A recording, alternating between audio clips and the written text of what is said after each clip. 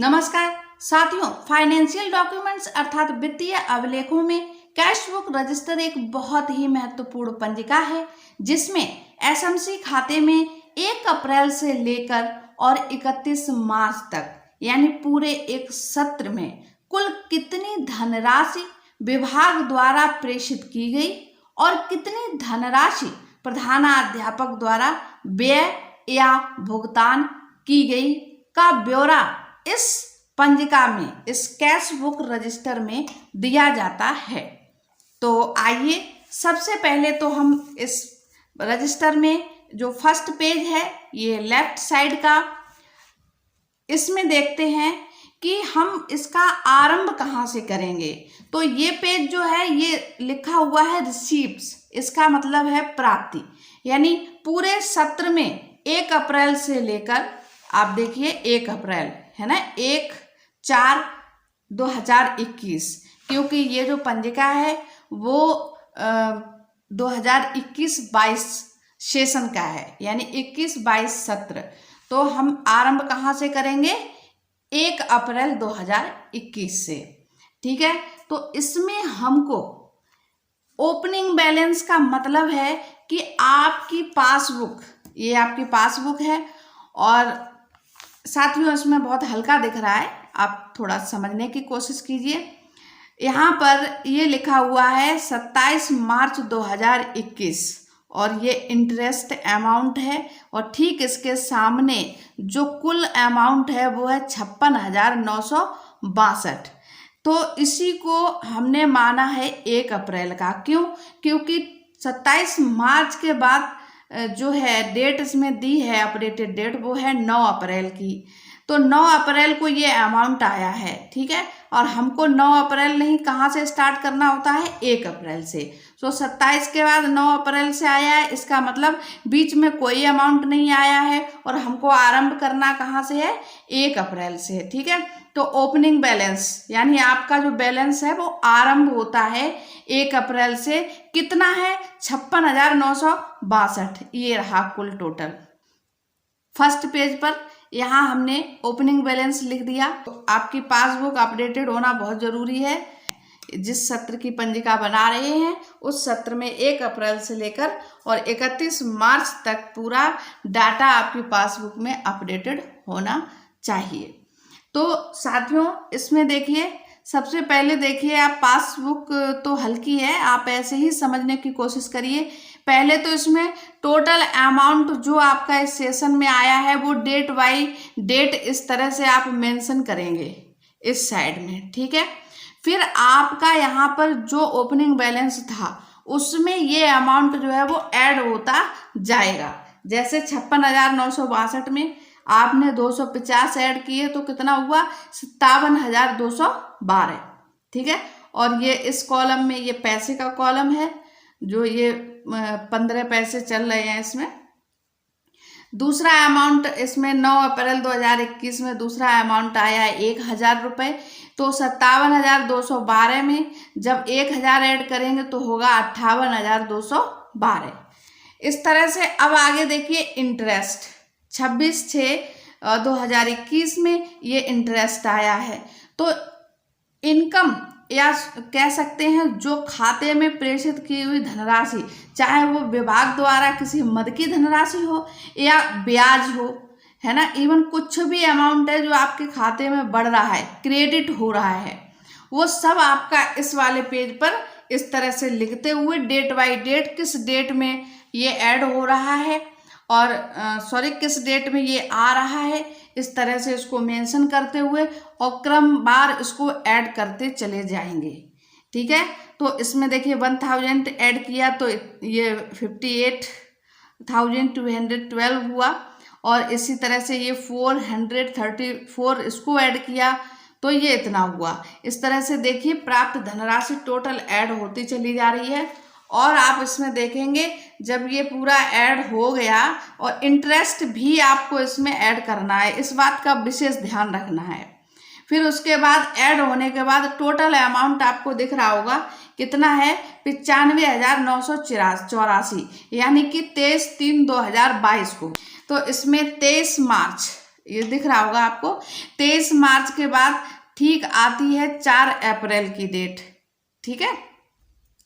तो हमने यहाँ पर 23 मार्च तक का केवल करना है, यानी 31 मार्च की डेट इसमें नहीं है और 31 मार्च की डेट नहीं है, बट 23 मार्च के बाद ठीक 4 अप्रैल की है। तो इसका मतलब ये हुआ जो 23 मार्च को जो डाटा रहेगा वही आपका 31 मार्च का भी डाटा माना जाएगा, ठीक है। तो यहाँ पर देखिए 23 मार्च 2022 में कुल टोटल अमाउंट आपका अब तक जो खाते में आया है, ठीक है, यानी ये 1 अप्रैल 2021 से 1 अप्रैल 2021 में ओपनिंग बैलेंस इतना था।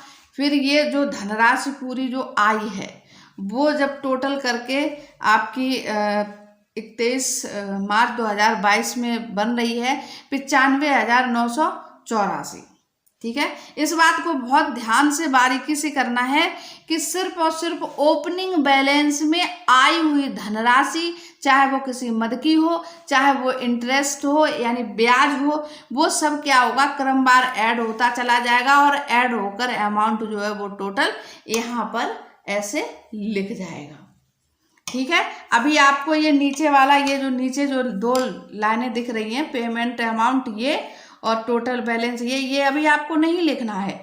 आपको अभी सिर्फ इतना काम करना है कि ओपनिंग बैलेंस से लेकर और टोटल आई हुई इनकम को क्रमवार जोड़ते हुए, और यहाँ पर ये 95,984 हमारे खाते का हुआ है, ऐसे ही आप अपने खाते में अपनी पासबुक को इस तरह से मेंशन करेंगे। अब आता है ये दूसरा सामने वाला पेज या दाहिना पेज बोल सकते हैं, ठीक है। तो इसमें क्या करना है, ये पेमेंट का ब्यौरा देना है, भुगतान का। तो इसमें जितना अमाउंट आपका निकला है, जो आपने पेमेंट किया है, उसको आपको डेट वाइज ऐसे करके लिखना है। आप चेक संख्या लिखना चाहो लिख दो और ना लिखना चाहो तो मत लिखो, क्योंकि आपका एक पंजिका ऑलरेडी जो कि आपकी नई पिछले सेशन से नया ये रजिस्टर आया है, आय व्यय एवं चेक इशू पंजिका, तो इसकी वीडियो भी हम ऑलरेडी बना चुके हैं। तो ये चेक इशू पंजिका जो है ना, इसमें सारे चेक का विवरण तिथिवार यानी डेट वाइज इस तरह से पूरा दिया हुआ है और इसकी वीडियो भी हम बना चुके हैं। इस पंजिका की वीडियो की लिंक इस वीडियो के डिस्क्रिप्शन बॉक्स में आपको मिल जाएगी, आप वहां से इसको देख सकते हैं। सिर्फ आप इसमें ये मेंशन करिए कि जो भुगतान किया गया है वो किसके थ्रू हुआ है। अगर प्रधानाध्यापक के थ्रू हुआ है, चेक जिसके नाम कटा है वो यहाँ पर आपको मेंशन करना है। और ये पासबुक में लिखा होता है एंट्री कि अमाउंट कहाँ गया है, किससे निकला है, ठीक है, इस तरह से।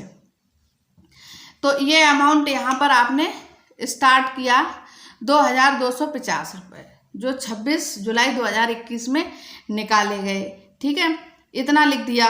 फिर आपने इसी अमाउंट को यहाँ लिखा। आपको यहाँ पर कुछ और करना नहीं है, आपको यहाँ पर सिर्फ ये दिखाना है कि आपने इस सेशन में यानी 1 अप्रैल से लेकर 31 मार्च तक आपके द्वारा कितनी चेक काटी गई, कितना भुगतान किया गया, कितना व्यय किया गया। और आपने इस तरह से, अब जैसे ये देखिए इसमें इतनी एंट्री है, 1 2 3 4 और 4 एंट्री है, यानी 4 अमाउंट गया है इस सेशन में हमारे द्वारा। और एक अमाउंट देखिए ये लिखा हुआ है चेक बुक चार्ज, यानी एक चेक बुक इशू की गई, मैं लेकर आई, जिसका अमाउंट कटा 118 रुपये, ठीक है। तो वो भी आपको यहाँ पर लिखना होगा। भुगतान तो आपके खाते से हुआ है ना, यानी डेबिट तो हुआ है। जो ये वाला पृष्ठ किसका है, क्रेडिट का, और ये किसका है, डेबिट का। मतलब आपके उसमें खाते में से गया कितना, माइनस कितना हुआ, तो आपको वो भी यहाँ पर लिखना है। तो इसको जब हम टोटल करते हैं 2,250 में 1,500 जोड़ा 3,750 हुआ, और 3,750 में 14,000 जोड़ा तो 17,750 हुआ, और 17,750 में ये 10,000 जोड़ा तो 27,750 हुआ, और इसमें जब 118 जोड़ा तो हुआ 27,868, ठीक है। तो इस तरह से आपका टोटल पेमेंट जो भुगतान किया गया वो कितना किया गया, 27,868, दिख रहा है ना। तो अब आपको अब क्या करना है, 27,868 ये टोटल पेमेंट किया गया है। अब ये 27,868 को आपको क्या करना है, जो ये 95,984 जो अमाउंट आपका टोटल हुआ है 31 मार्च तक या 23 मार्च तक, इसमें जो है इधर देखिए, इसमें से इसको क्या करना है, माइनस पेमेंट अमाउंट जो आपने भुगतान किया है उस अमाउंट को माइनस कर देना है इसमें से। तो आपने ये 27,868 जब 95,984 से ये माइनस किया तो आपका निकल के आया 68,116। कितना निकला, 68,116। तो ये 68,116 जो है वो आपके इसमें 31/3/2022 में पासबुक में होगा। ठीक है, 31/3/2022 या जो लास्ट अपडेटेड डेट है, लास्ट अपडेटेड डेट यहाँ पर है 23/3/2022। तो आपकी पासबुक में आप देखिए 23 मार्च 2022 को 68,116.15। तो ये अमाउंट इसमें है 23 मार्च और उसके बाद 4 अप्रैल डेट है, तो इसका मतलब 31 मार्च को आपके इसमें खाते में 68,116.15 अमाउंट होना चाहिए। और आपके इसमें तो है ही, और इसका साथ ही साथ क्या है, आपके ये जो कैश बुक रजिस्टर है तो इसमें भी यही अमाउंट शो होना है और इसी तरह से वो अमाउंट निकलेगा। तो साथियों, आपको ये कैश बुक पंजिका या कैश बुक रजिस्टर बनाना आ गया होगा, और अगर आपको ये अच्छे से समझ में आ गया है तो इसको लाइक एंड शेयर कीजिए, और ऐसे ही इम्पोर्टेंट जो भी डॉक्यूमेंट्स हैं उनको पाने के लिए हमारे चैनल को सब्सक्राइब जरूर करिए। अभी तक जिन्होंने चैनल सब्सक्राइब ना किया हो तो प्लीज़ सब्सक्राइब माय चैनल। और साथियों, यदि और भी कोई पंजिका या कोई डॉक्यूमेंट्स की आपको आवश्यकता है तो आप प्लीज़ मुझे सजेस्ट कीजिए, मैं और भी इसी तरह की पंजिकाएँ बनाने का प्रयास कर आपको पंजिका शेयर करूँगी। Thank you.